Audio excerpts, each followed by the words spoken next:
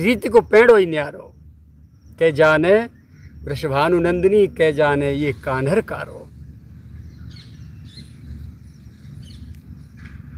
उपासना शब्द का शाब्दिक अर्थ ही है प्रेममयी, एक एक चीज प्रेम से युक्त प्रियतम के लिए, अपनत्व आत्मीयता से संयुक्त हो।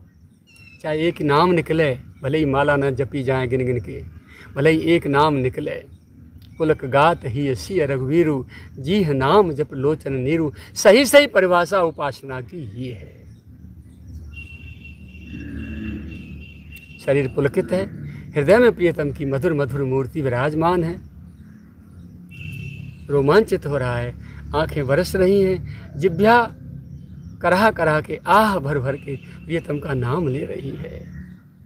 इस स्थिति में संसार की चले क्या, बाह्य जगत की तो चले क्या, अपने शरीर का भी होश नहीं होगा, भूख प्यास की भी, प्रकृति की भी, कहीं भी आपको होश नहीं रहेगा। अपने शरीर का जहाँ अनुसंधान नहीं है, वह चित्तवृत्ति कितनी गहरी उतर गई होगी, जहाँ केवल और केवल प्रियतम ही रह गया है। दिलो दिमाग मन बुद्धि विचार रोम रोम में केवल प्रियतम ही प्रियतम है। अब वहाँ चाहे घर गृहस्थ में बैठे रहो, चाहे विरक्ति में जाके बैठ जाओ, चाहे लंगूठी लगा के बैठ जाओ, चाहे लंगूठी को भी फेंक दो, चाहे सुंदर आभूषण सज के बैठे रहो, चाहे सुंदर एसी रूम में बैठे रहो, चाहे पेड़ के नीचे बैठे रहो, इन बाहरी चीज़ों से प्रियतम के प्रेम पर कोई फर्क नहीं पड़ता। मूल बात है आपकी चित्तवृत्ति कहाँ है, आपका हृदय किसके लिए है। पहले भी एक आध बार बोल चुके हैं, दिल एक को दो, एक है प्रियतम। पूरी सृष्टि का संचालक, जन्मदाता, पालक पोषक, कंट्रोलर, दिल एक को दो या नेक को दो। नेक में सदगुरु संत आते हैं। ये प्रसाद नहीं है जो हर एक को दो। प्रेम केवल प्रियतम से, अपने गुरु गोविंद से, और प्रेम का व्यवहार उनके एक एक जन से, एक एक कण कण से।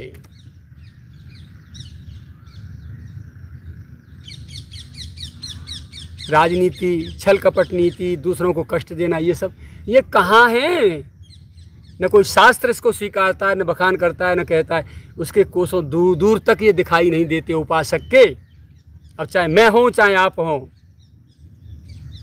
यदि ये चीज़ें बाहर की हमारे साथ हैं तो ढोंग भले कितना कर लेना, उपासना नहीं है मित्रवर।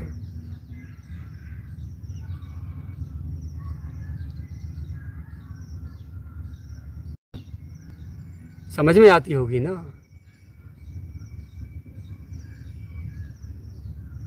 आइए चलते हैं प्यारे किसी चरणों में। जिधर होकर निकल जाता है, अतः जिस प्रकार उपास्य देव करुणा और प्रेम का सिंधु होता है, उसी प्रकार उसका उपासक भी करुणा और प्रेम की मूर्ति बन जाता है।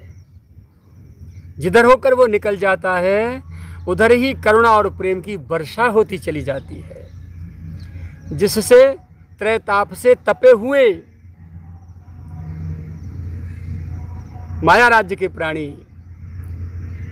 त्रैताप से जले हुए जीव एकदम नवीन चेतना को प्राप्त होकर के उनके रूखे सूखे जीवन में हरियाली आ जाती है, हरियाली छा जाती है। यदि ऐसा कोई व्यक्तित्व किसी व्यक्ति के जीवन में होकर जाता है, जीवन में आ जाता है। अपने प्राणेश तो करुणा और प्रेम के महासागर थे। जब किसी दीन दुखी को देख लेते थे, तभी हृदय का महासागर उफन उफन कर, बादल बन बनकर करुणा और प्रेम की वर्षा करने लग जाता था। ऐसी ही दीन वत्सलता से भरी है ये घटना हाथरस के जागेश्वर मोहल्ला में, जहां आप विराजते थे।